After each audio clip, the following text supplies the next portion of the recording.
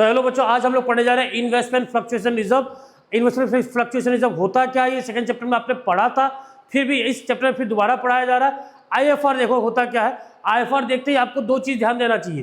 पहला चीज कि बैलेंस शीट के एसेट साइड में इन्वेस्टमेंट कितने का शो हो रहा है।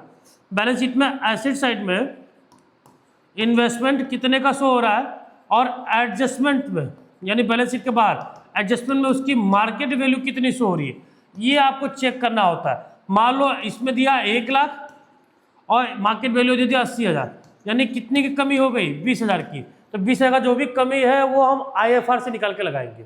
कहाँ से लगाएंगे? आईएफआर से। जो भी कमी आएगी वो इन्वेस्टमेंट फ्लक्चुएशन रिजर्व से निकालेंगे और उस पर हम कंपनसेट करेंगे। बात समझ में आया? तो इन्वेस्टमेंट फ्लक्चुएशन रिजर्व अकाउंट देखते दो चीज देखना है क्या क्या आपको। पहली बात, बैलेंस शीट में एसेट साइड में इन्वेस्टमेंट कितने का है, और फिर उसके मार्केट वैल्यू क्या क्या है। ये 4-5 केसेस है, यही आएंगे, इसमें से कोई एक आ जाएगा आपके बोर्ड एग्जाम में। तो 3 पार्टनर ABC, रेशियो कितना 3:2:1। नया पार्टनर कौन आ रहा है? D आ रहा है। ये बताओ तीनों पार्टनर, जब D आ रहा है नया पार्टनर, तीनों पार्टनर आपस में क्या कहेंगे? अरे भाई रिजर्व बना के रखा हुआ था, प्रॉफिट में छोटा छोटा सा पैसा हम लोग जमा करके रिजर्व बनाए थे, नया पार्टनर आ रहा है, आपस में जल्दी से बांट लो, नहीं बांटेगा तो कल को उसको फायदा मिलेगा, फटाफट बांटो। बात समझ में आया? तो रिजर्व कितने का बना के रखा था अपने? 30,000। इन्वेस्टमेंट कितने का होना चाहिए? 5 लाख का। इन्वेस्टमेंट आपने किया था 5 लाख का।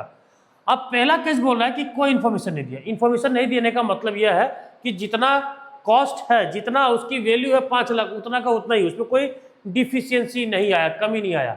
तो पहला एंट्री, रिजर्व बच गया। रिजर्व बच गया कि नहीं बच गया? कोई कमी नहीं आया, मतलब ये रिजर्व का यूज नहीं हो रहा है। अब अनयूज है तो पार्टनर्स बांट लेंगे आपस में। रिजर्व लायबिलिटी होता है, लायबिलिटी का बैलेंस क्रेडिट होता है, और लायबिलिटी जब भी घटेगा, लायबिलिटी का जब भी आप खत्म करेंगे तो वो कहाँ लिखा जाएगा? डेबिट साइड में। तो कितने का आ गया? 30,000 का। अब ये किसको बांट देंगे हम? पुराने पार्टनर को, उनके खाते में डाल देंगे। A capital account debit, B capital account debit, लिख लीजिएगा। पुराना रेशियो कितना है? 3:5 प्लस 6, तो 6, 30,000 को 6 से डिवाइड कर दो, 6 5 जा 30, 5,000, 5 को 3 से 15,000, 5 को 2 से 10,000, 5 को 1 से 5,000। क्लियर? दूसरा case, if the market value of investment is 5 lakh. Market value कितना है? 5 लाख। मतलब ये भी 5 लाख, ये भी 5 लाख, बात बराबर है, कोई कमी नहीं। रिजर्व बच गया, तो रिजर्व बच गया तो यही सेम एंट्री पास हो जाएगा। रिजर्व पूरा बच गया तो पार्टनर्स को देंगे, यानी IFR account debit to A to B and to C। अब third case, if market value is invested 4,82,000, यहाँ 5 लाख। अब इससे कंपेयर करो, यहाँ 5 लाख है, यहाँ 4,82,000, यानी कितने का कमी आ रहा है? 18,000 का। अपने पास रिजर्व कितने का है? 30 का। 30 में से 18 दे देंगे इन्वेस्टमेंट में। अब भी आए रिजर्व में बच गया कितना? 12 किसको बांटेंगे हम? पार्टनर्स को। तीसरा entry, IFR account debit, reserve में पड़ा अपने पास 30,000, और इन्वेस्टमेंट में कितना जा रहा है बच्चा? इन्वेस्टमेंट में जा रहा है कितना? 18,000। अब इन्वेस्टमेंट को क्रेडिट साइड में क्यों लिखा? इन्वेस्टमेंट एसेट से। इन्वेस्टमेंट कम हुआ ना कितने से? 18,000 से। इन्वेस्टमेंट मतलब एसेट। एसेट जब भी डिक्रीज होता है किस साइड लिखते हैं हम लोग? Credit side. 2, ठीक है, 2A 2B 2C। अब बचा हुआ 12,000 किसको दे देंगे हम लोग?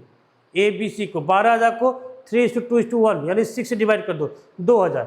2 को 3 से कर दो 6,000, 2 को 2 से 4,000, 2 को 1 से 1,000। ऐड करना, 8 + 6 14, 14 + 4 आप हैं, तो 8 + 6 24, 24, 24, 28, 28, 30। ठीक है, बहुत सही है। दोनों साइड देख लिया करो कि बराबर है कि नहीं। बराबर है मतलब सही है। अब चलो केस नंबर 4 पे।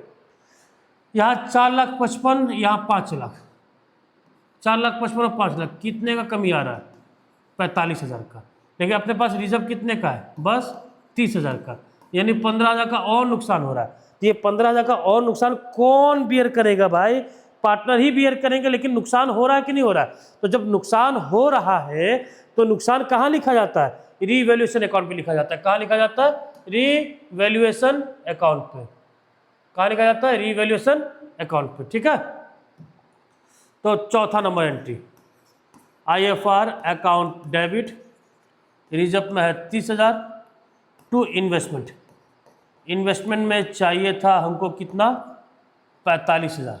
45,000 की कमी है, यानी 15,000 और चाहिए।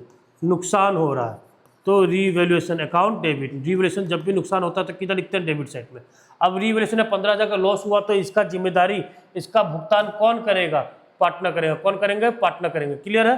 कौन करेगा? पार्टनर्स। तो पार्टनर्स करेंगे तो A is capital account debit,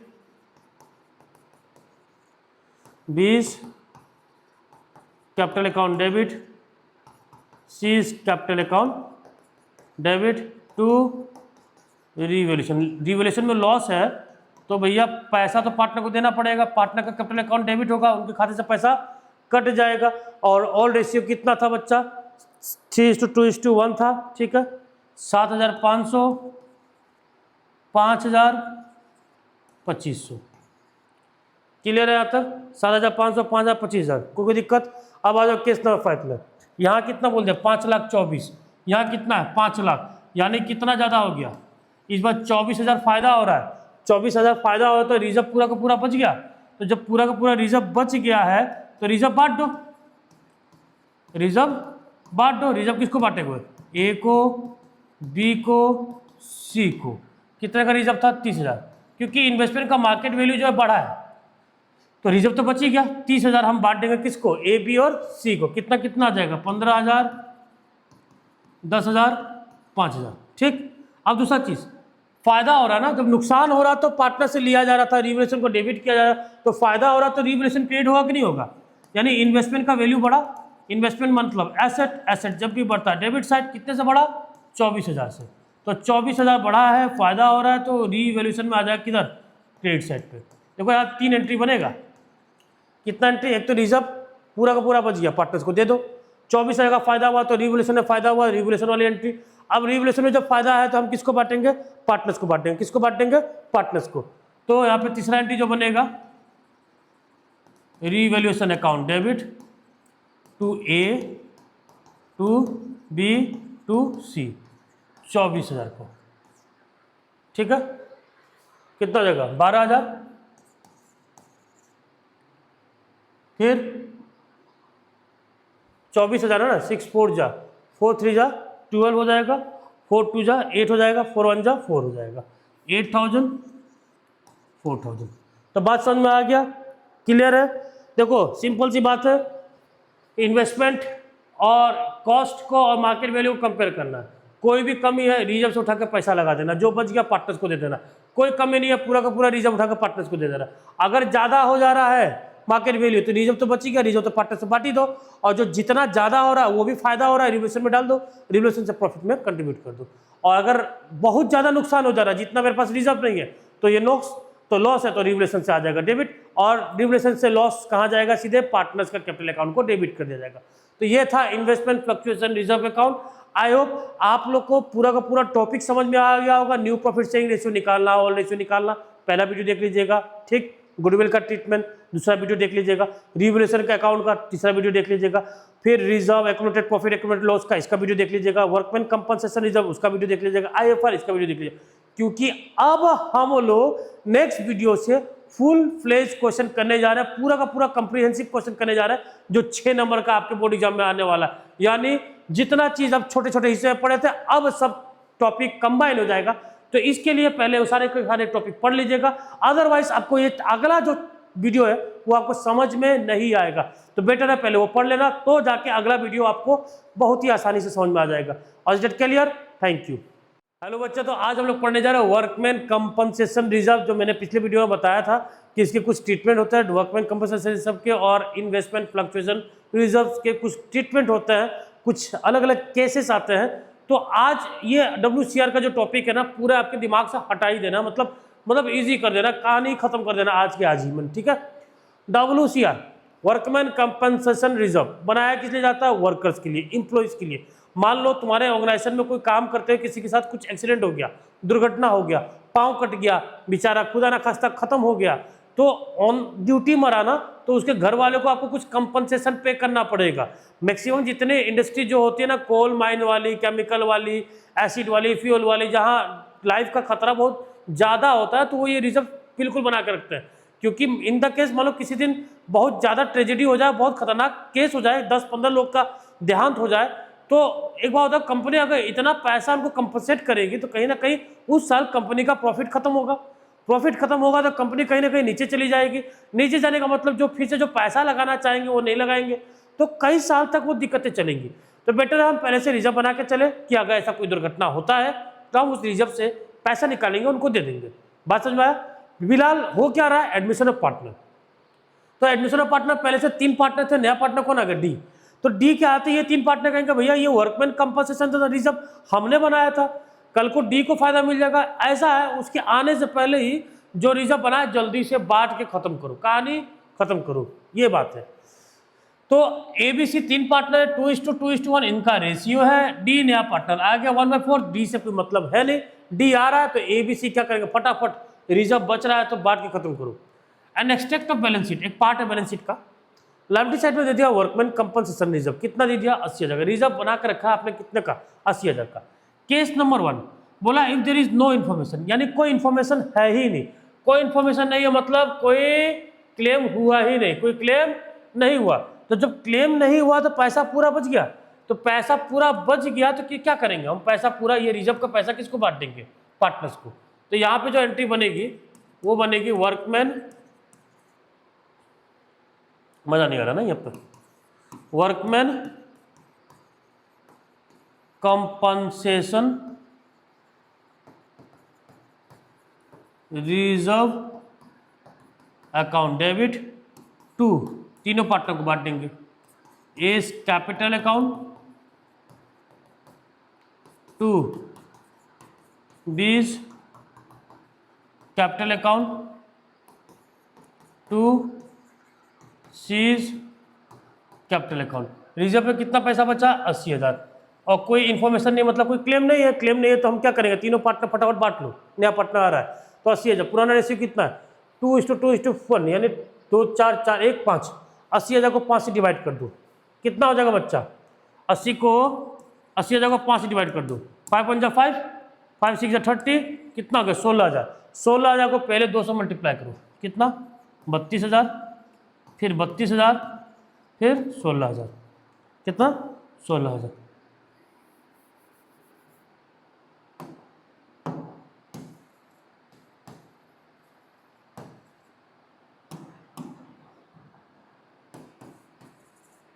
ठीक है, कोई दिक्कत। अब नेक्स्ट केस देखिए, if claim for workman 50,000, claim कितना हो गया 50,000, रिजर्व में कितना पड़ा आपके पास 80, 80 में से 50 चला गया क्लेम में, बचा कितना 30, 80 में 50 चला गया क्लेम में, बच गया कितना 30। अब 30 किसको बांटेंगे, पार्टनर्स को। किसको बांटेंगे, पार्टनर्स को। इसका एंट्री देख लीजिए, इसका एंट्री देखिए, workman compensation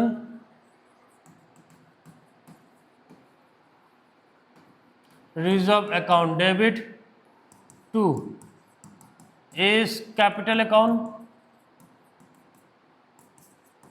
to B's capital account, sorry claim था ना, क्लेम था, ठीक है, क्लेम था तो क्या हो जाएगा, to provision for workman compensation claim, ये लिखा जाएगा provision for workman compensation. Actually हम पे नहीं कर रहे हैं, हम लायबिलिटी क्रिएट कर देना कि ये क्लेम है, एक लायबिलिटी क्रिएट कर दिए, ठीक है। To A's capital account to B's capital account to C's capital account. Reserve कितना था अपने पास 80,000, क्लेम में कितना चला गया 50,000, बच गया कितना 30 हम किससे बांटेंगे, पुराने पार्टनर को। रेशियो कितना था 2:2:1, यानी 5 6 30, 6 2 12,000 12,000 6,000, क्लियर।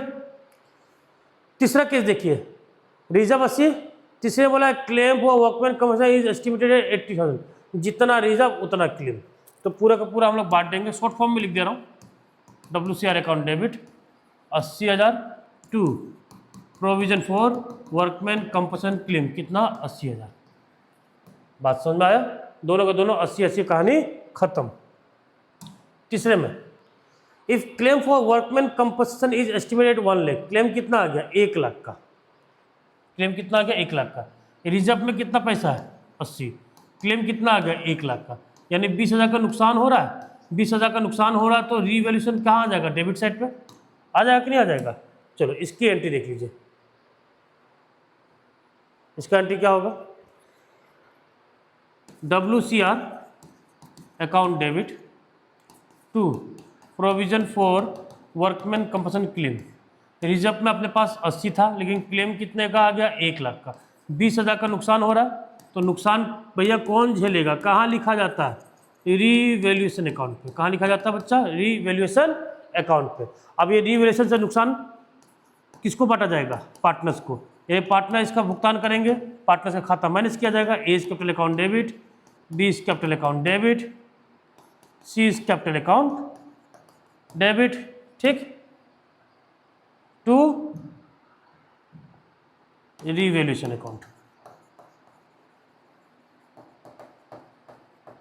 बात समझ में आया, कितने का है 20,000 का, तो 5 जा यानी 8,000 8,000 4,000।